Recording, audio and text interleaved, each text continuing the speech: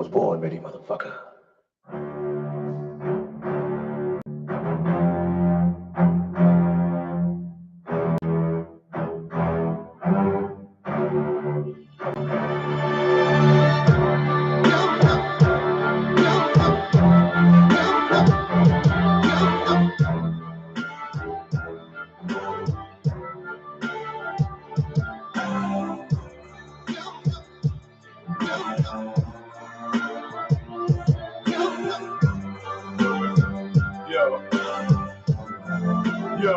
Yo, it's the feast of the blood was sin. Unleash the beast within. I walk around with the strength of 100 men. You best run before I count the 10. Blood dripping from my J9 like 1,010. It seems I've been asleep for 1,000 years. The way my water changed, it bring me 1,000 tears. Prince of darkness, they walk through the rays of light. To this beat of empire, I'm the prototype. The shape-shifting mirror image slash phototype. The everlasting original red blood He was born perfect, and just like a red light shark, the sky is never had to fall.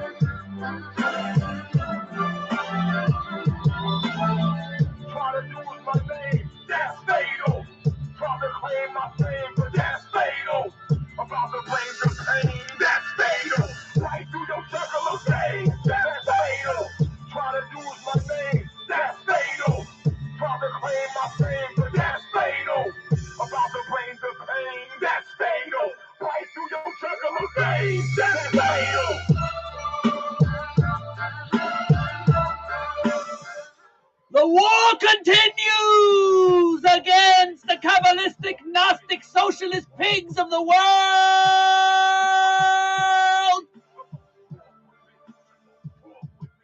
Oh, we got a good one today. Oh, we got a good one today. I love. That's right, you're not immortal. You ain't gods and goddesses. You can suck me. You're not my god. You're not my goddess. You're not my chosen. You're not my master.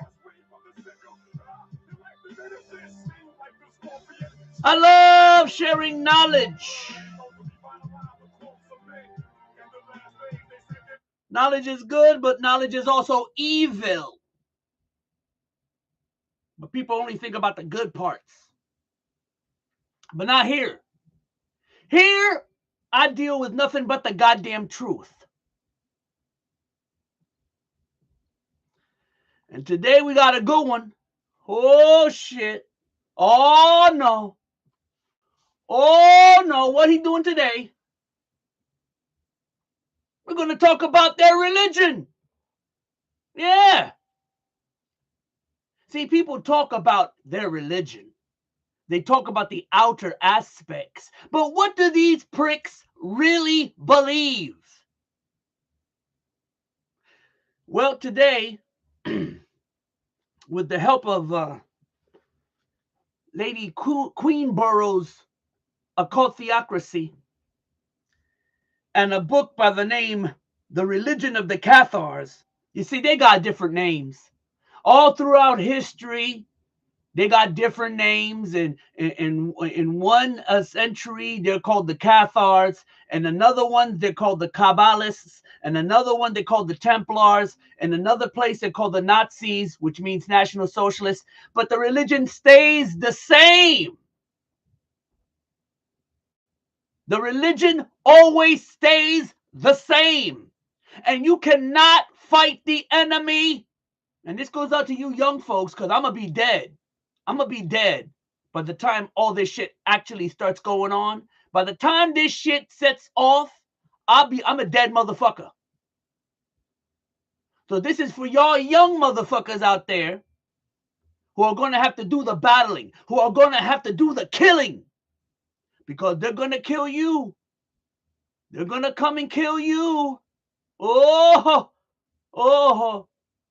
But you cannot fight the enemy if you do not understand the enemy and what the enemy goddamn believes. Because they do not believe what you believe. Even if it sounds like it's the same shit you believe in, it's not. That's what you have to fucking understand. So let me start this off by reading a chapter from Occult Theocracy by Lady Queen Burrow. She has another name as well.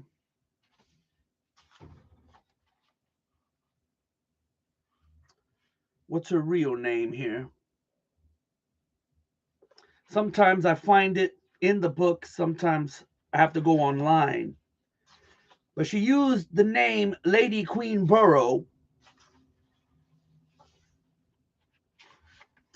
I guess, to publish the book so that nobody knew who she was. Let me just find it online real quick for you.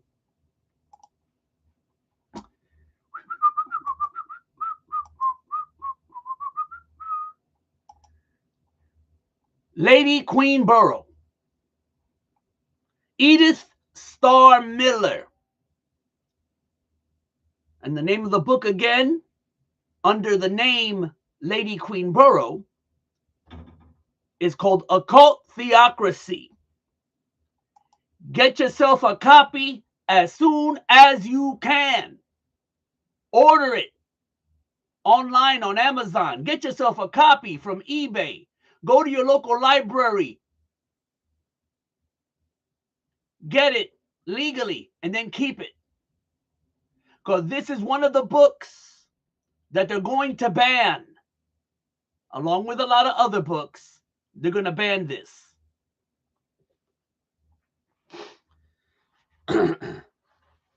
So here's chapter 23, I think.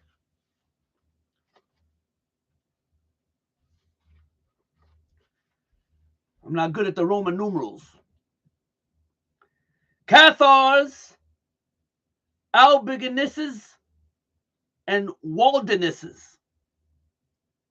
Manichaeism, with its hierarchy and missionary system, had taken root in Europe. You know, I always forget to do this. I'm so used to not using these things.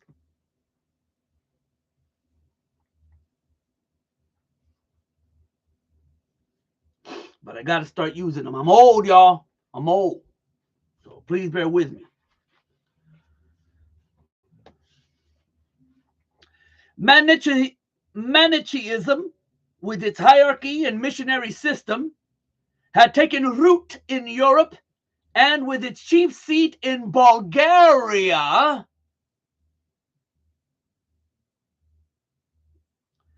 had thus found its way into northern Italy and the southern part of France. Unquestionably, Manichaeans, in their beliefs and teachings, the Cathars, purifiers, or the pure ones. Oh, in case you didn't know what Cathars meant.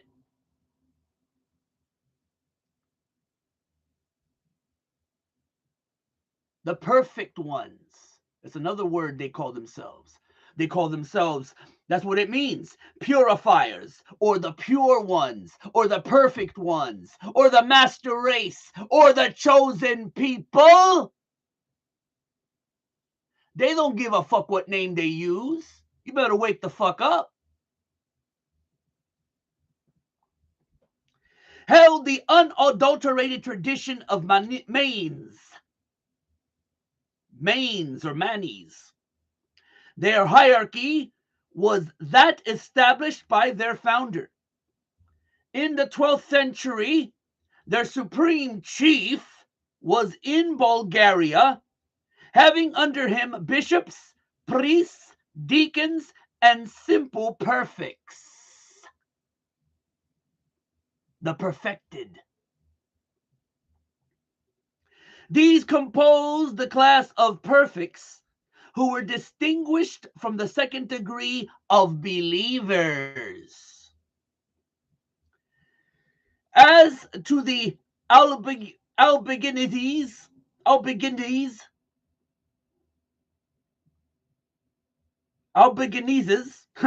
their name derived from Albi, a town of Languedoc, covered not one, but many sects issued from Manichaeism and Arianism.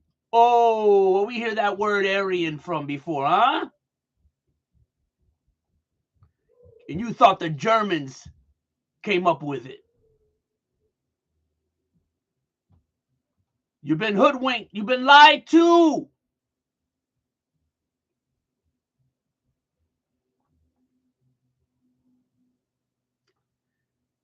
And counted also. Are you ready for this? Are you ready for this? And don't be calling me no goddamn anti-Semite, because the people I'm talking about are not even real Semites. So how the fuck can I say how can I be an anti-Semite? You don't even understand what the word Semite means. You think it has something to do with language. Nope. Has to do with race. Semites. What does that mean? What does semi mean?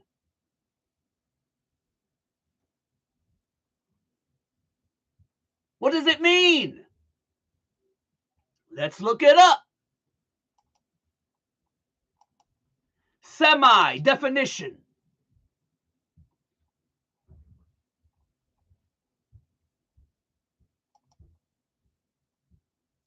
Semi is a prefix that means half.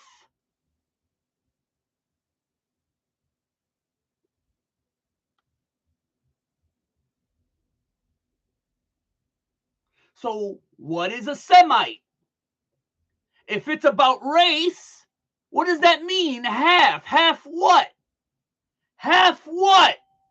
Half what? If it's about race, half what?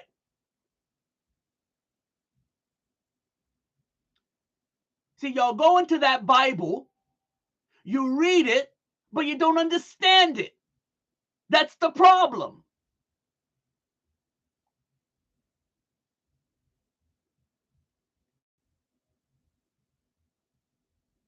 Hebrew. What's a Hebrew? What does brew mean? What's the definition of brew? Get back over here again. Brew, definition.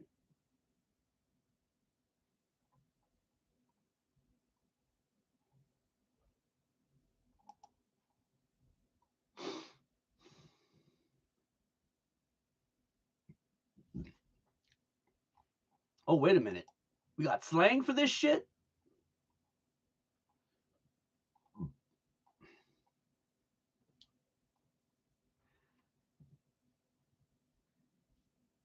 Here's an example. Mixing. It. Mixing? Wait a minute. If this is about race, what are they mixed with? They're half of something and they're mixed with something?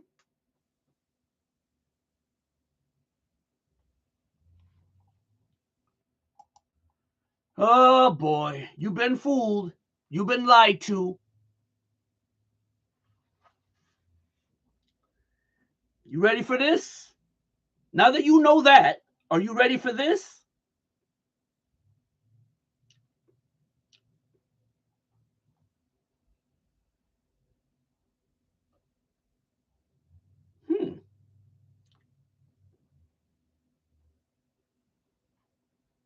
I'm pretty sure I read all this.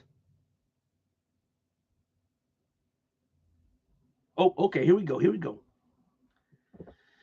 As to the Albigenses, their name derived from Albi, a town in Languedoc, covered not only, or rather not one, but many sects issued from the Manichaeism and Arianism, and counted also many Jews or Judaized Christians. Under this appellation of Albigenses, historians, whether political or religious, have almost unanimously included the Cathars.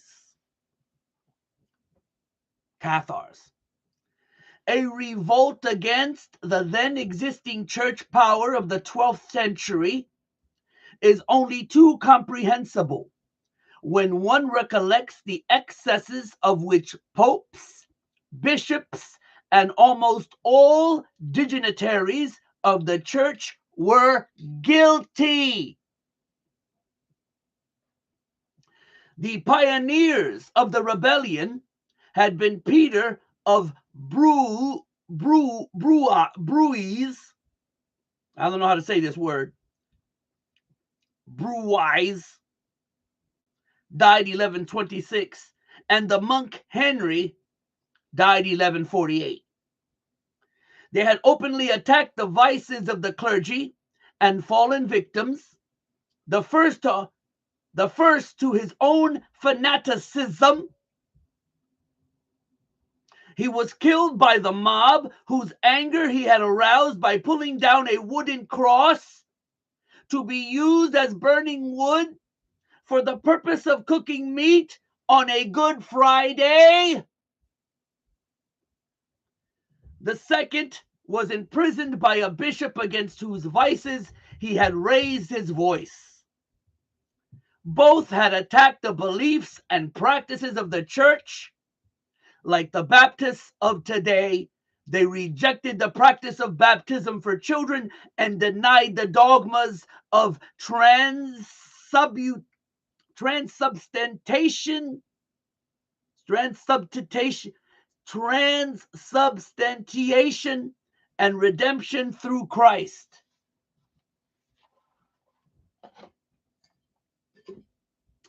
They gained many adherents and left numerous disciples whose Manichaean opposition to the church was identical with that of the Catharis. Upon such grounds fell the preaching of Peter Waldo, who, although he repudiated the dualist doctrine of the Manichaeans, formed a serious opposition to the church.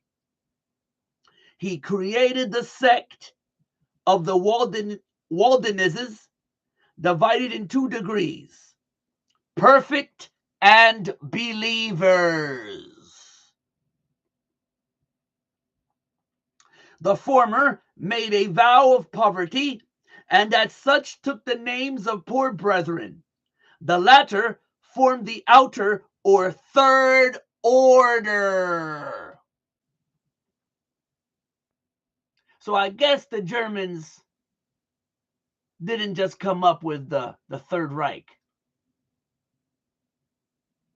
Different names, same religion. The religion and the agenda never changes. From the south of France and northern Italy, persecution drove the Waldenses to the central and northern province of France, thence to England, then from Lombardy into Germany and Bohemia. John Wycliffe, 1324 through 1384, in England, and John Huss, 1369 through 1415, in Bohemia, were their foremost representatives, and in the latter century, they formed the Bohemian Brethren, who later also took the name of Moravian Brethren or Religious Masons, these bastards right here. And don't be fooled. Here in the town I live in, there's a lot of these pricks. They think I don't know. Going around, driving around in your cars with this logo on your car.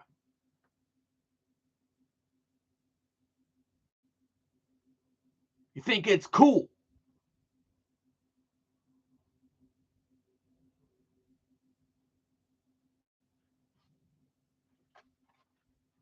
They think they're badasses.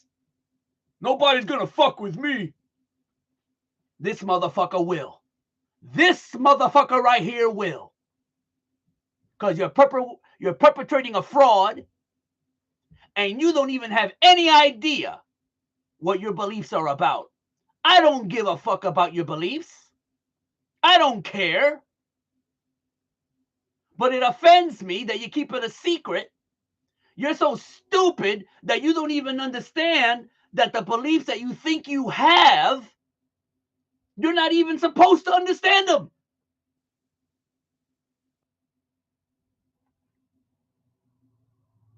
You think you understand what your beliefs about, but you really have no clue. Most of you fools out there don't even understand what this means. You think it's a compass and a square.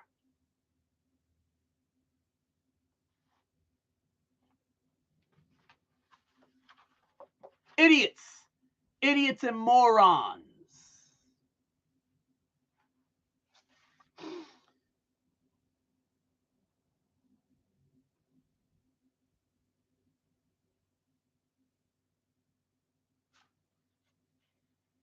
Let me see how long this is. All right.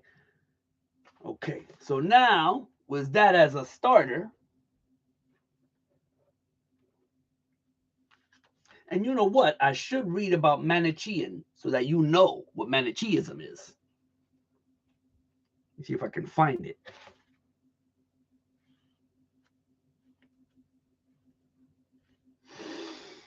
Manichaeism 46.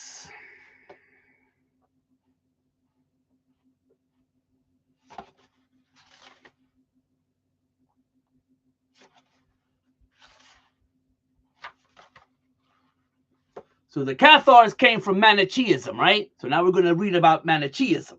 I should have read this first, but I wasn't aware.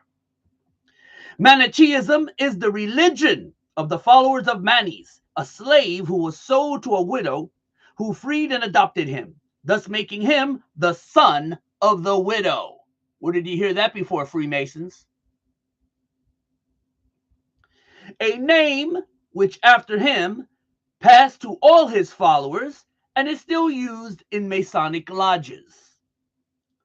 Of Manichaeism, C.W. Oliver, considered an authority on all Masonic matters, writes, Manichaeism was one of the most important attempts to found a universal religion and to reconcile the Christian, Buddhist, and Mazdian with the Greek philosophy. Because in case you didn't know,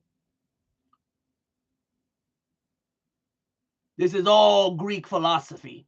That's all it is. That's all it is. And you fools think it's a religion. It presented the same syncretic ideas found later among Muslim Druids and among Sikhs.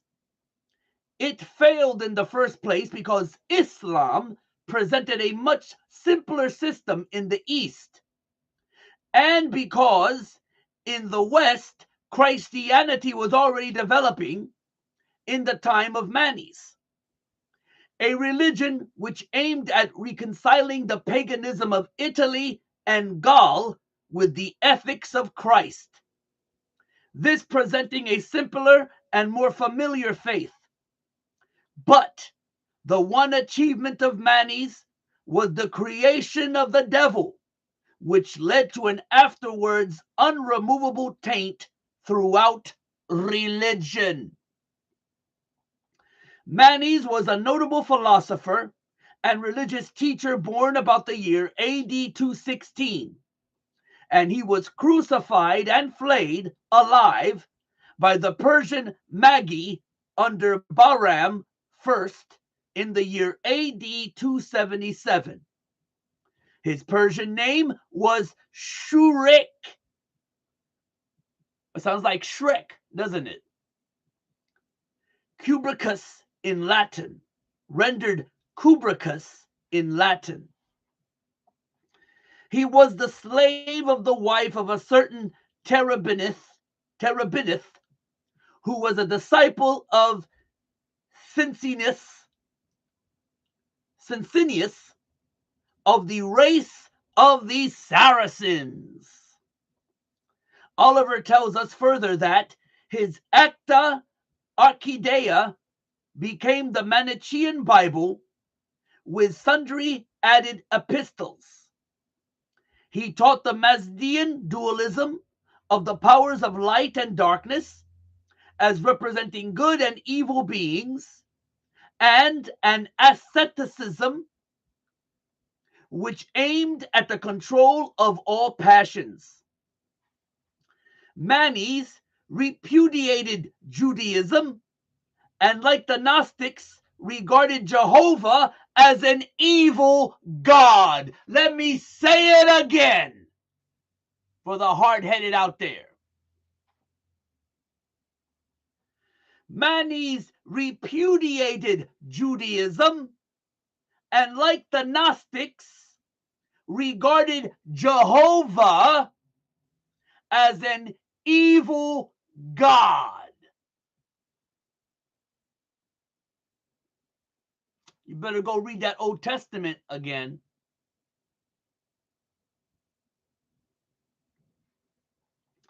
The Manichaeans were more hated and feared by Catholic Christians than any other sect. They were still in existence in spite of their constant persecution as late as our 10th century, and their influence was felt from China to Spain to Gaul.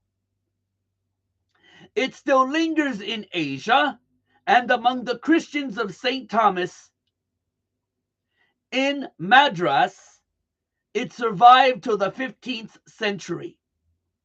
St. Augustine had listened for 9 years to Manes, but the Roman Empire felt the force of this system chiefly in AD 280. The Romans knew it themselves in AD 330, and Faustus became its missionary among them.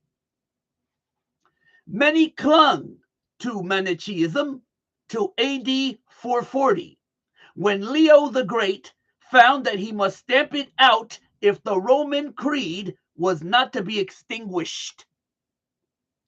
It was the basis of the Paulican heresy and of that of the Albigenses in the south of France, which was only quenched by blood in the 13th century. The doctrine of Manes can be summed up as follows. He believed in two gods, or more exactly, principles. The principle of good and that of evil. Before the creation of the world, the people of darkness, I wonder who they are, revolted against the God, and God, incapable of withstanding the attack, gave to them a portion of his essence. They still believe this.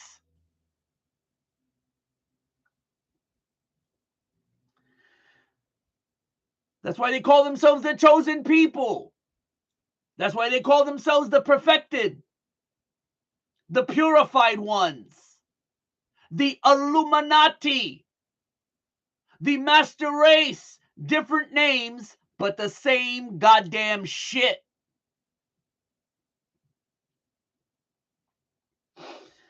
The people of darkness, having within them the principle of evil by their very nature and the principle of good, which they had just acquired, were able to constitute the world. Were both these principles are combined, but where the principle of evil predominates as the natural characteristics of its originators.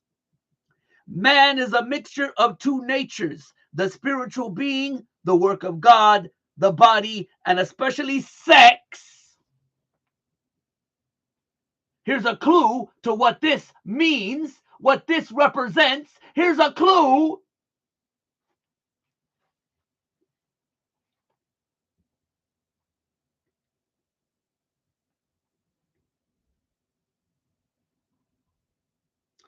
Man is a mixture of two natures, the spiritual being the work of God, the body, and especially sex, the work of the devil.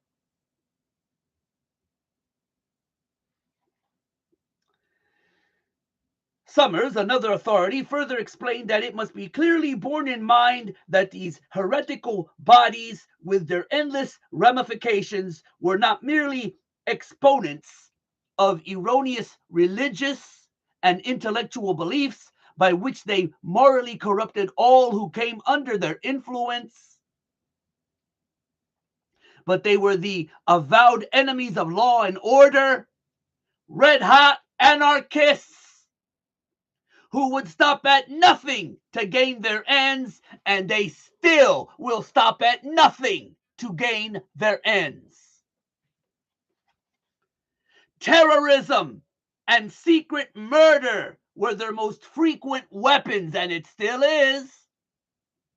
The Manichaean system was in truth a simultaneous attack upon the church and the state, a desperate but well-planned organization to destroy the whole fabric of society, to reduce civilization to chaos.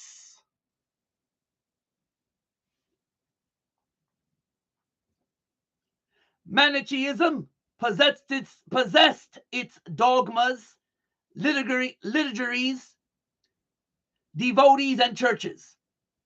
But again, to quote Oliver, first and foremost amongst the manifestations of what had become devil worship, we find the black mass or devil masses of the Middle Ages, from which the ceremonial and ritual of black magic are derived. And it doesn't matter if you don't believe in the devil and magic. The initiates do. And they have the power over you. So no matter what the fuck you believe, it doesn't matter. They got the power. You don't got shit. So if they believe it, guess what? You're screwed.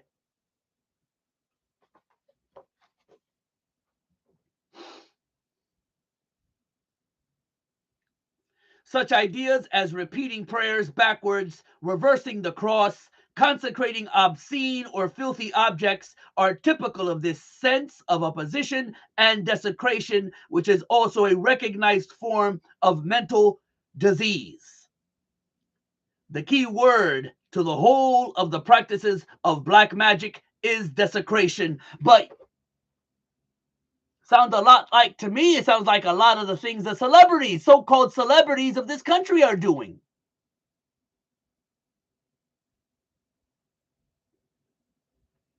But they use freedom of expression to get away with it. Now you understand what the Freemasonic fathers of this country's agenda really was about. Now you understand.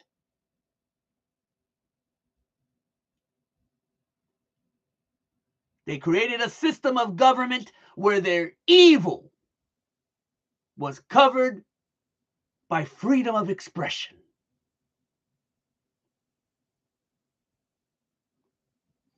There is such a thing as reckless freedom. You better believe it. And the perversion of nature is the order of the day. Well, I don't need to convince you. Just go online Go on TikTok. Go on YouTube. Watch your nightly news.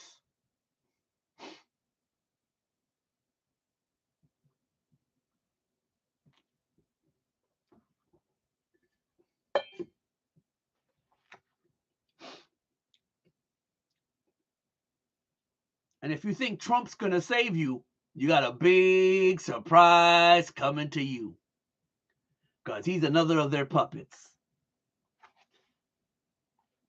Yet another authority not to be overlooked, namely Abby Barrell, author of Memoirs pour sa vie à l'histoire du Jacobinisme, shows the remarkable analogy between the dogmas and rituals of Freemasonry, Templarism, and those of Manichaeism. Grades concur in number, and signs are identical. The mourning for Jacques de Molay is a ceremony analogous to that practiced by the Manichaeans in remembrance of Manes, and known as Bema. The term Macbinak, still used in Masonic lodges, was the reminder of the execution of Manes, which all Manichaean adepts sought to avenge. The practice of so-called fraternity or brotherhood was in Manichaeism extended only to adepts of the sect, just as it is similarly practiced by Freemasons towards one another only. The question which naturally comes up to one's mind when one follows closely the links of the Manichaean chain is this: is not Freemasonry, such as we see it today, the full development of the idea of Kubrikus or Manes the slave, the apotheosis of Manichaeism as achieved by Albert Pike, sovereign pontiff of universal Freemasonry?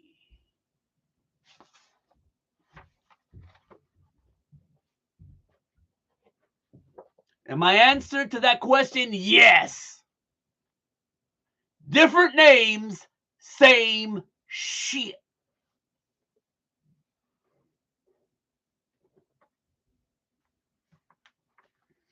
Now I'm going to read. What time is it? How long have we been here? Okay. Now I'm going to read a little bit because it ain't too long, but I don't know. You know, I want to keep this stream nice and tight and short. But if we don't finish it, now I'm going to read out of The Religion of the Cathars. Who are the Cathars? Same shit. Illuminati, Gnostics, Kabbalists, Freemasons, Nazis, Socialists. They're all the same shit. Don't get caught up with the names. Just remember that the religion doesn't change.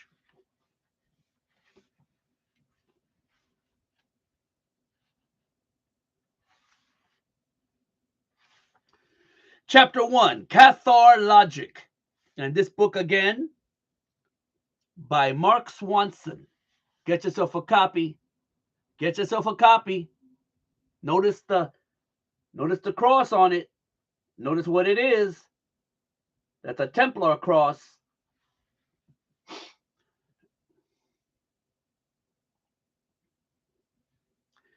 The year 1200 AD lies more than 800 years in the past.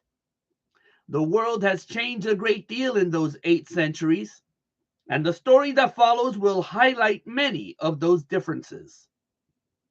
One of the most important differences between our world today and Europe in the year 1200, And an excellent place to start understanding the Cathars lies in the way Europeans thought about themselves. In the year 1200, as they are now, Europeans were divided from one another by many barriers. Then, as now, they spoke different languages, ate different foods, and marveled at the behavior of foreigners in the next country, or even the next village. However, all Europeans shared one thing in common: their faith. From Denmark to Spain, and from Ireland to Greece, Europe represented one vast community, united in faith, emphatically and even violently Catholic Christian. In the Europe of the year 1200, one was either a Catholic Christian or a demon in the shape of a human being. There was no third alternative. In the decades before 1200, however, word began to spread of a disturbing new religion flourishing in the very heartland of Europe. The followers of this religion called themselves Christians and claimed that they alone practiced true Christianity, not the Catholics.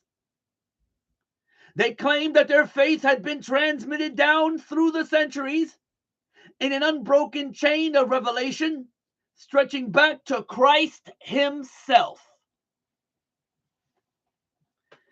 Even more disturbing, this religion was no foreign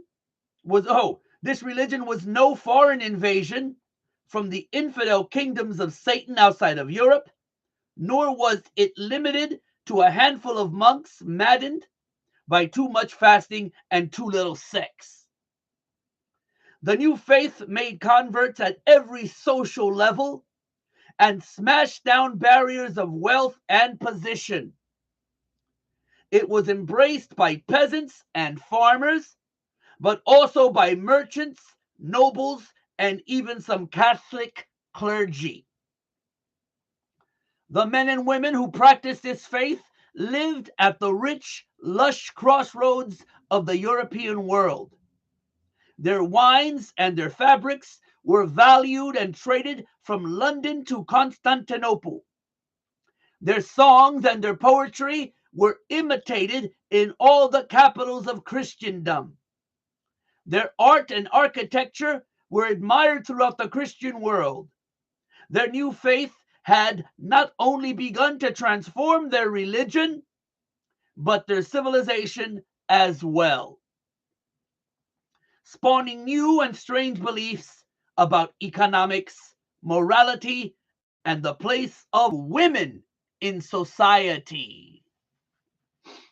You're going to find out where all this feminism shit comes from. You're going to find out where this feminism shit comes from.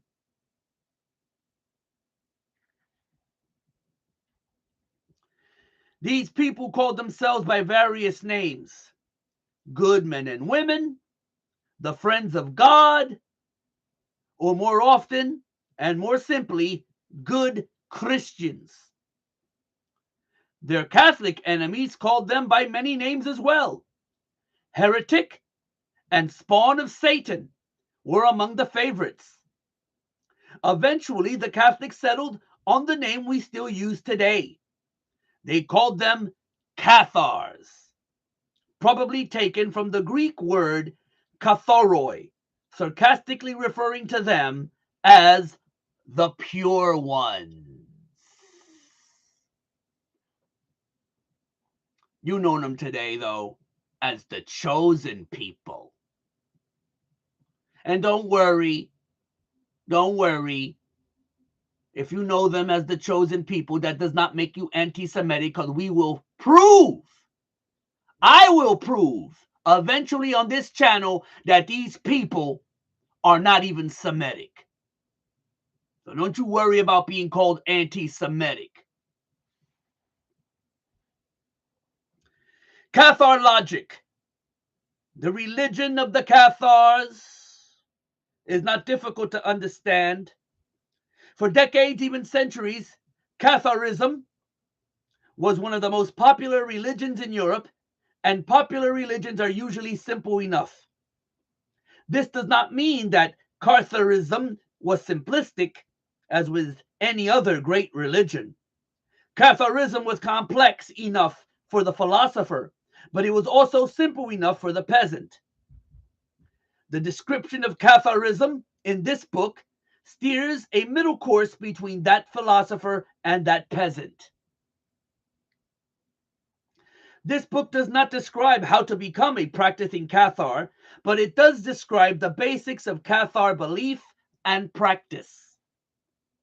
Though Catharism is not hard to understand, it can be very strange to our eyes at first glance. The Cathars of the 13th century did not think or reason in the same way we do. However, the Cathars were rigorously logical people. The way they thought may seem strange, but it is easy to follow once their way of reasoning is understood. In common with so many other religions, the Cathars started by trying to answer the question, why does evil exist? Why has the history of the world so often been a record of war, violence, corruption, rape, mutilation, and torture? Different religious traditions give different answers to this question. In Orthodox Christianity, for example, God's creation was originally good, but he allowed his creatures free will. At different times and in different ways, both Satan and Adam exercised that free will and chose to disobey God. And it was that disobedience which brought sin and suffering into the world.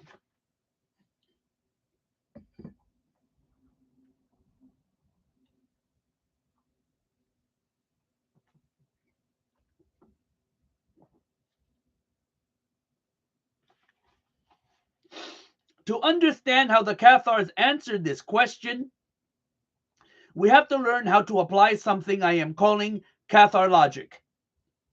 The Cathars started with a set of basic ideas, then followed the consequences of these ideas to their ultimate conclusion. Link by link, they forged a chain of reasoning which created a new religion and came very close to creating a new civilization. To apply Cathar logic, we begin with the same ideas and follow the same reasoning. Okay. As I read from this book, I'm not going to be able to do it all today, but in subsequent videos, streams, I want you to pay attention to their beliefs. And more importantly, I want you to compare the Cathars' beliefs with the shit going on today. Because you're going to find that a lot of the things they believe in are accepted as fact today and are followed by a lot of people, and they have no idea.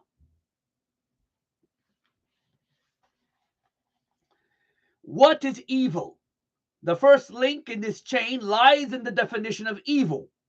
What did the Cathars mean when they used this word? When the Cathars looked at the world, they saw all the same wonderful things we see. Waterfalls and rainbows, babies and forests, whales in the ocean at night, and so on. However, they saw something else, something which filled and dominated all of those wonderful things. Everything the Cathars could see, touch, taste, and handle was always in the process of changing into something else. Something else. They noticed something more about this process of change, something which is familiar to every mechanic or farmer. For example, if you leave something alone, it always gets worse. Leave a plow out in the rain and it will rust. Use a knife and the blade goes dull. Leave a field even for a few weeks and weeds grow up where wheat used to be. It is easy to put this idea in more modern terms. Just think of your car. Today we might use the word entropy to describe this problem. The Cathars called it by another name, death. The Cathars saw death everywhere, partly because they did not think of it strictly in terms of physical death. Wherever they saw disease or rot or rust, the Cathars saw those things as examples of death. Death's younger sisters, as it were. For the Cathars, if anything could be called evil, it was death. Death. However, the Cathars took this basic idea one step further. That step was the next link in the chain of Cathar logic. They reasoned this way. If death can destroy a thing, then that thing must already have death inside it, quietly and invisibly working. For the Cathars, it was obvious that anything that could die had already started dying. To give one hackneyed example, the instant a baby is born, it is already on the long road to the grave. Because the Cathars saw death as evil, they also thought that anything that was subject to death must already have this evil thing inside it. I'm going to stop right here and ask you,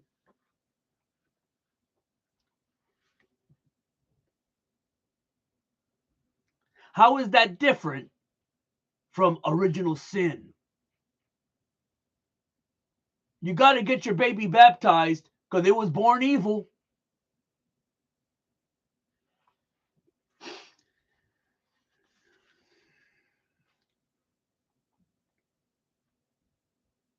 The evil physical universe. Any farmer or mechanic or modern car owner knows that sooner or later, everything physical is going to rust.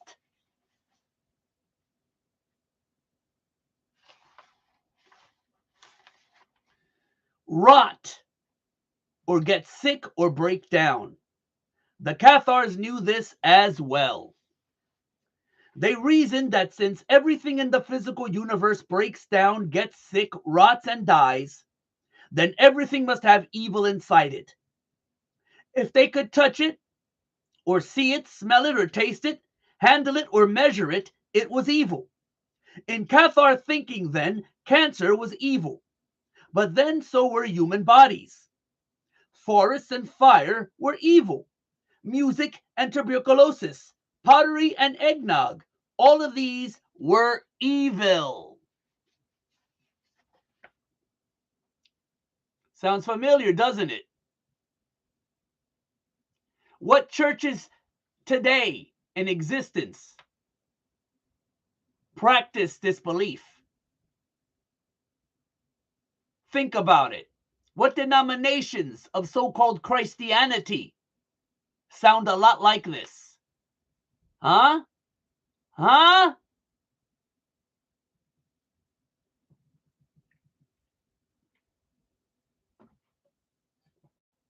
Better ask somebody.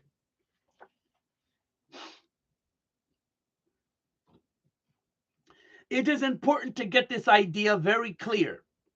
Evil was not simply a word the Cathars used to describe the universe. For them, evil was not like yellow or round, an adjective they applied to things. Evil was built into the very fabric of the Cathar universe. In Catharism, a thing was not sometimes good and sometimes bad.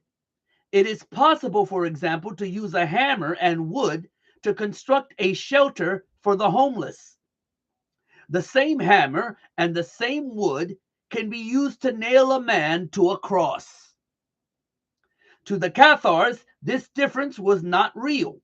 For them, the hammer, the wood, and the body nailed to that cross or protected with that shelter were all evil, with a capital E, because all of them would eventually decay and die. Like begets like. For the next link in the chain of Catharism, we turn to the ancient Greek proverb, like begets like. In some ways, this idea is obvious. Two codfish do not produce an elephant, they produce more codfish. A tree does not produce a tiger, it produces a seed which grows into a tree. A chemical reaction does not produce a symphony, although a symphony may produce a chemical reaction in the brain. However, the Cathars did not think like 20th century doctors or scientists. The Cathars were thoroughly convinced that like begets like, although for them it was a moral truth as well as a statement of biology. In their eyes, for example, it was obvious that good produces good and evil produces evil. Death, for example, must have come from something bad. Disease and pain could never have been the result of good forces working in the universe. For the Cathars, anything evil could only have come from something else that was evil, and could only produce something that was in its turn evil.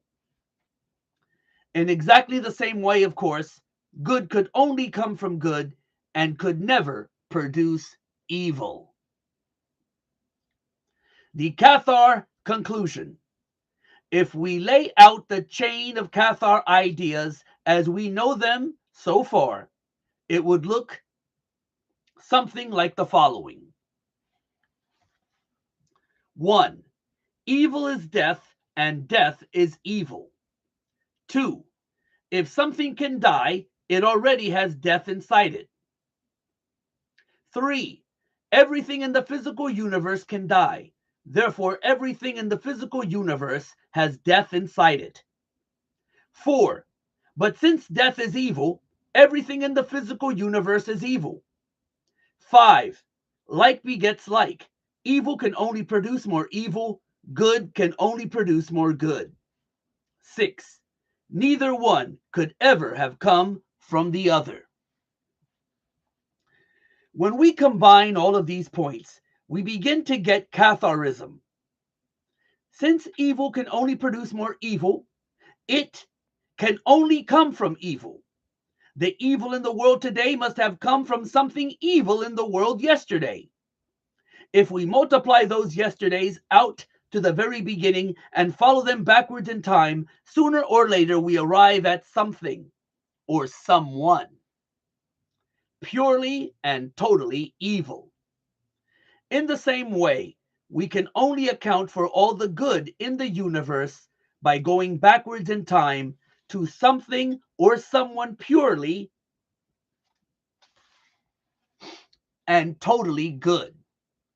We will see later just what the Cathars meant by the word good. The Cathar conclusion was simple, obvious, and elegant.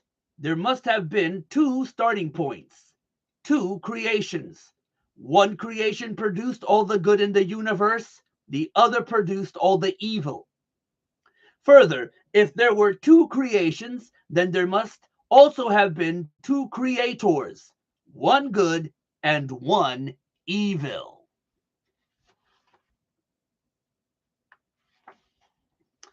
Metaphysical dualism. Philosophers label this idea as metaphysical dualism, the idea that the universe had two starting points and two completely different origins. people who believe in such a system are dualists. According to dualism, long before there was a world, and long before that world was filled with waterfalls and babies, or forests and thumbscrews, there were two great principles or gods, one good, one evil. Dualists do not believe that either of these two gods had any starting point. They have been there forever, and they will continue to be there forever, wherever there is. In Orthodox Christianity, one of these gods created the other.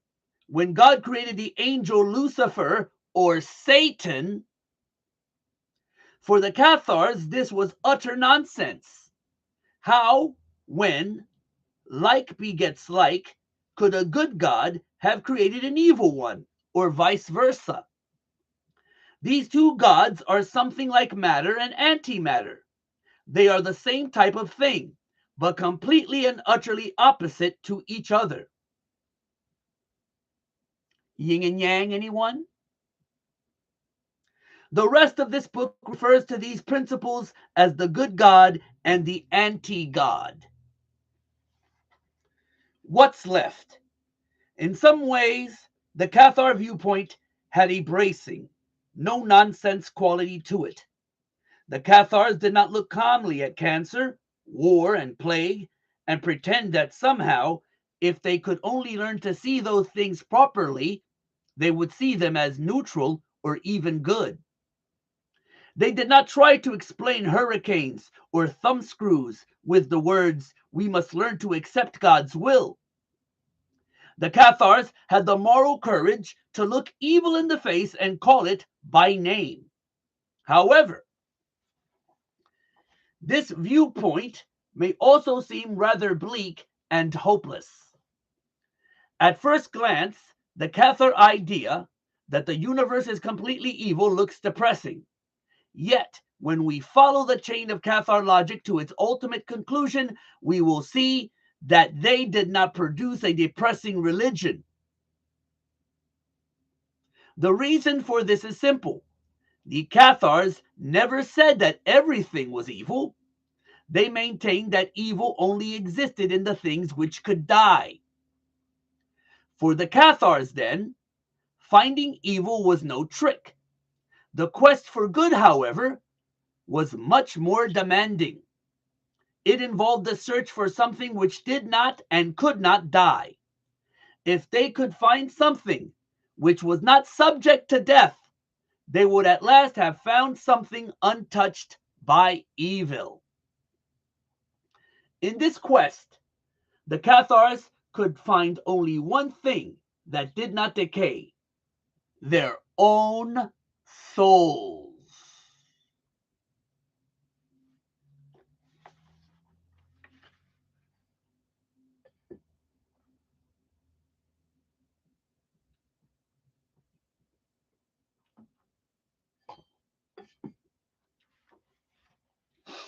The human soul.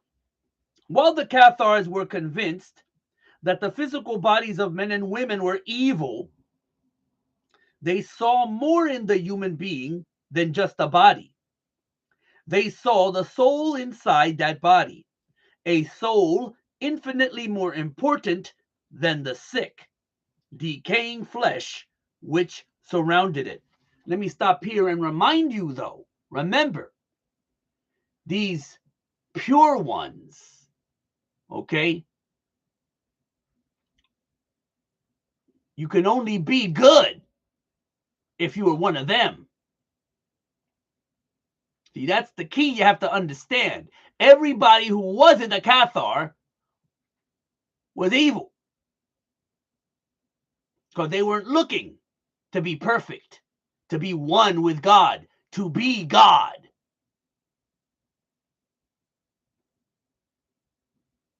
See, the religion of the Brotherhood of the Snake never changes. It's all in Genesis. Go back and reread it.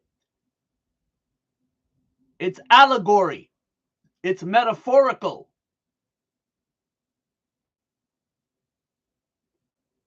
What did the snake tell Adam and Eve in the garden?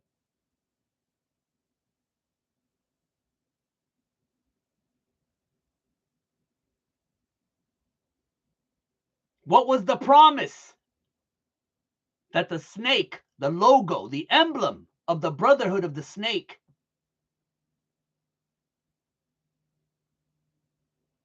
what does the snake represent?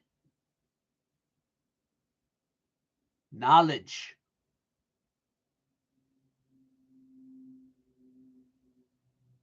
What did the fruit represent? It wasn't an apple. It only said fruit. The whole apple shit came later. They picked a particular fruit and went with that. But all the Bible says is fruit. But even the fruit is metaphorical. It's symbolic. The promise was that they would become gods. They would become like God.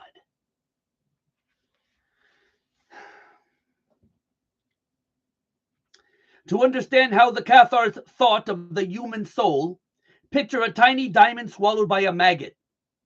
The crystal diamond is perfect, beautiful, filled with light, and as eternal as anything physical can be.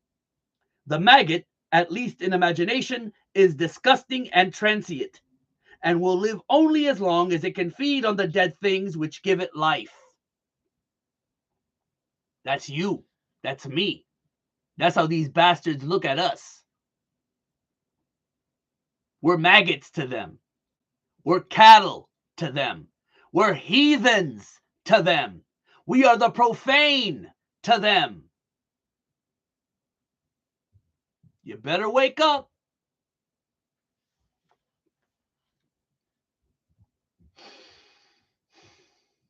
The diamond is temporarily imprisoned in the body of the maggot. But it is not truly touched by the maggot, nor does it ever become part of the maggot. The Cathars maintain the same distinction between the body and the soul. The human soul may be temporarily imprisoned by the body, but it is not of the body, just as the diamond is in, but not of the maggot. How did they know? However, at this point, there is a missing link in the chain of Cathar logic. How did the Cathars know that souls even existed? Let alone that those souls did not die. With these questions, we arrive at the difference between the Cathars and a school of philosophy. Catharism was not a philosophy, it was a religion. But it told the people it was a philosophy. You see, you have to understand how these motherfuckers work. You have to understand how these motherfuckers work. When it's appropriate to call themselves a religion, they call themselves a religion. When it's appropriate as a philosophy, it's a philosophy. When it's a new system of government, when it's a new version of politics, when it's political, when it's socialism, it's all the same shit. Catharism was not a philosophy, it was a religion. The Cathars did not work through this chain of logic to explain the universe, but to save their own souls. Not your souls. Their own souls. Because the Cathars were not just dualists, they were Christian dualists. They knew that their souls did not decay because that truth was part of their Christian belief. In the words of the old Sunday school hymn, the Bible told them so.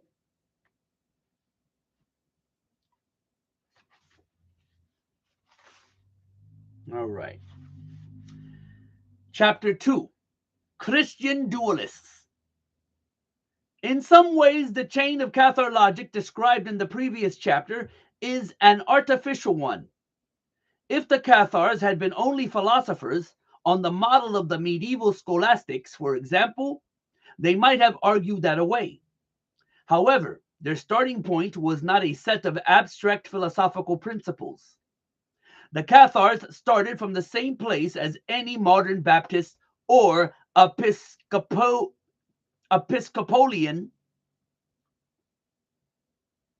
Looks like I answered my own question when I asked earlier, was the beliefs of the Cathars sound so familiar, huh? The Bible. They began with the Bible, allowing for differences in language, and with one very large exception. The text of the Cathar Bible was as orthodox as that of modern Baptist. The difference between the two lies in the different ways they read and interpret the Bible.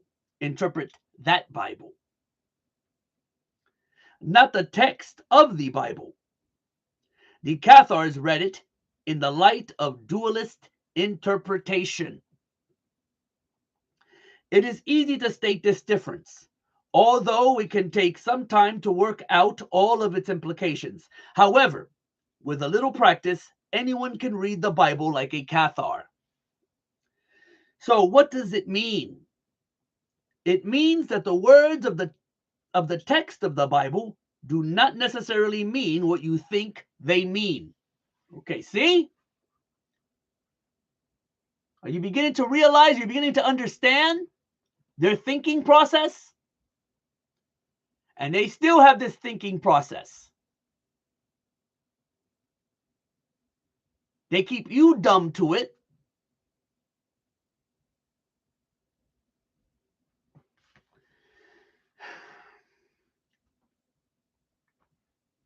Take the simple common word world. Wherever you find the word world in the Bible, substitute the words evil creation. When you do, you will get an idea of what the Cathars read when they read the Bible. Remember that for them, world was a reference to the transitory, dead nothingness created by an evil, malignant, and twisted anti-God. Everything in it is sick, diseased, corrupt, and subject to death.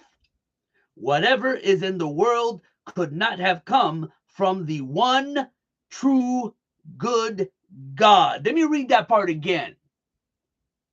Whatever is in the world could not have come from the one true good God. Cathar logic, or in this case, Cathar Bible study, is as simple as that to start with. One splendid example to which we'll return several times occurs in the Gospel of John during the interrogation of Jesus by Pilate. Pilate asked Jesus if he was king of the Jews. Jesus replied, "My kingdom is not of this world." John 18:36. Or in Cathar terms, my kingdom has nothing to do with this evil creation. The two testaments. The Cathar called themselves Christians, but they had a decidedly unorthodox way of understanding the Bible on which they claimed to base their faith. A Baptist or a Catholic or a Lutheran could not have quoted from the same scriptures as the Cathars, but with one huge exception, the Cathar understanding of the word world in the Bible. When a Baptist or a Catholic reads his Bible, he starts at the beginning with the book of Genesis and the magnificent opening phrase, "In the beginning, God created the heavens and the earth." However, remember that to the Cathars, the heavens and the earth were the evil creation. This led the Cathars to the surprising conclusion, and listen carefully, that the Old Testament from Genesis to Malachi was actually the story of the anti-God, aka the evil God, aka Satan.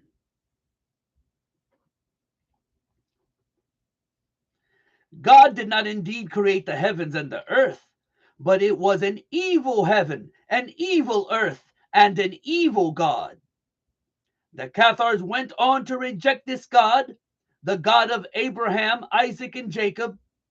In their eyes, Moses and his laws were inspired by a demon.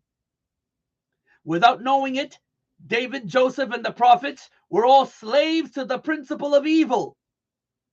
The God whom we know as Jehovah was the Cathar anti-God. Jehovah equals creator, equals Lucifer, equals Satan. It is for this reason that I prefer to refer to him as the anti-God.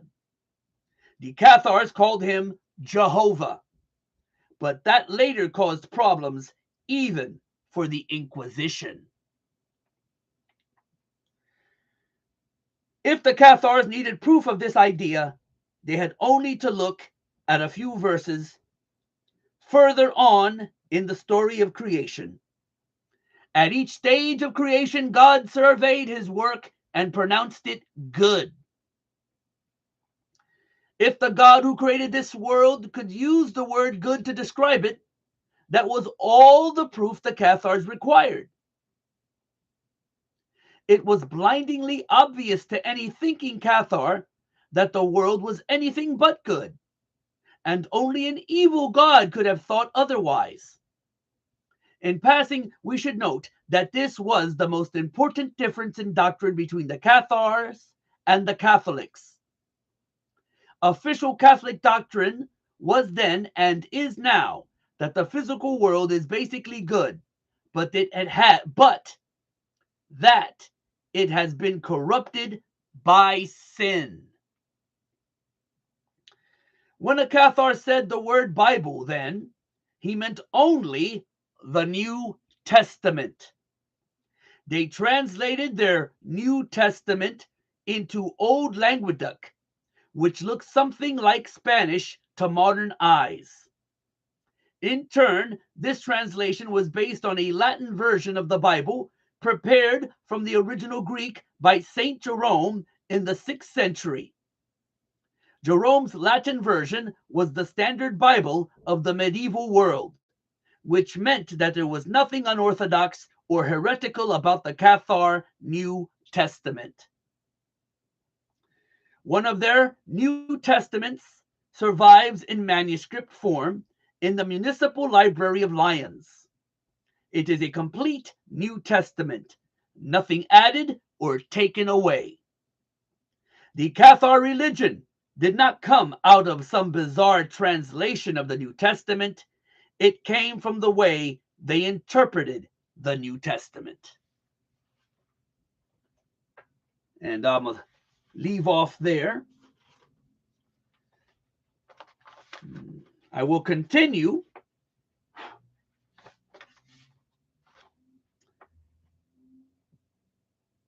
with Jesus.